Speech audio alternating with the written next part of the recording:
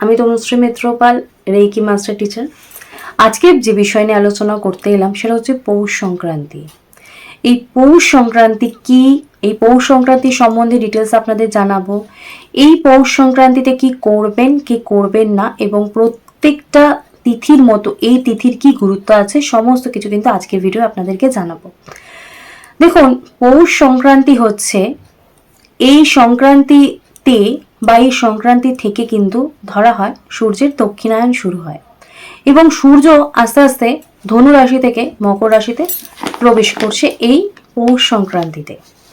এই সংক্রান্তির তিথি শুরু হচ্ছে কবে এবং এর কতদিন থাকছে বা এর প্রভাব কি এবং এর সময় কতক্ষণ, আমরা কি করব, সমস্ত কিছু জানার জন্য কিন্তু আপনাদের অবশ্য করে আমার ভিডিওর কন্টিনিউ দেখতে হবে, তাহলে অবশ্য করে ডিটেলসটা জানতে পারবেন।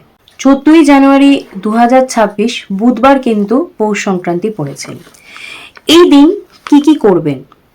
দেখুন, অবশ্য করে এই সংক্রান্তিতে আপনাদেরকে শুরু যেটা সময় স্টার্ট হচ্ছে, ধরুন আপনি গঙ্গা স্নান করতে চাইছেন, তার যে স্নানের সময় সেটা হচ্ছে 14ই জানুয়ারি 2026 5:53 AM থেকে 6:59 AM পর্যন্ত। আবার আপনার এই যোগ বা ভালো তিথি যে সময়টা সেটা রয়েছে হচ্ছে 9:45 AM থেকে 10:50 AM পর্যন্ত।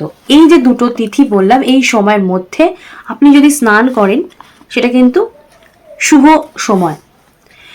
যদি আপনি সত্যনারায়ণ পূজা করতে চান এই দিনকে, তাহলে তার সময় হচ্ছে 14ই জানুয়ারি 2026 বুধবার 4:39 AM থেকে 5:52 AM এর মধ্যে।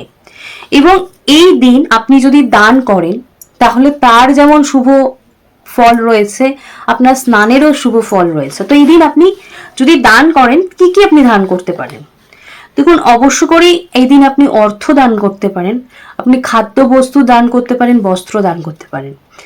খাদ্যবস্তুর মধ্যে আপনি খিচুড়ি দান করতে পারেন, আপনি সাদা তিল দান করতে পারেন, আপনি নুন, গুড়, ঘি দান করতে পারেন।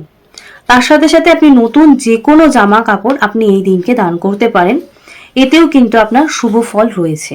আর অমৃত যোগ কবে রয়েছে, কোন সময় রয়েছে, সেটা হচ্ছে 2:39 PM থেকে 5:42 PM পর্যন্ত।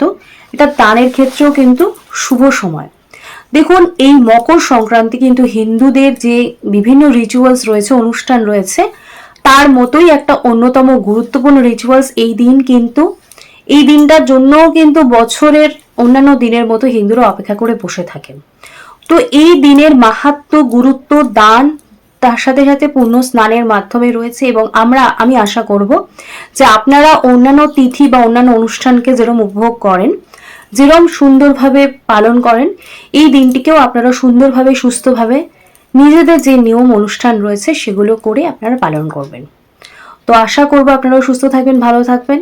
তো আজকে আমার আলোচনা এখানেই শেষ করলাম। নমস্কার।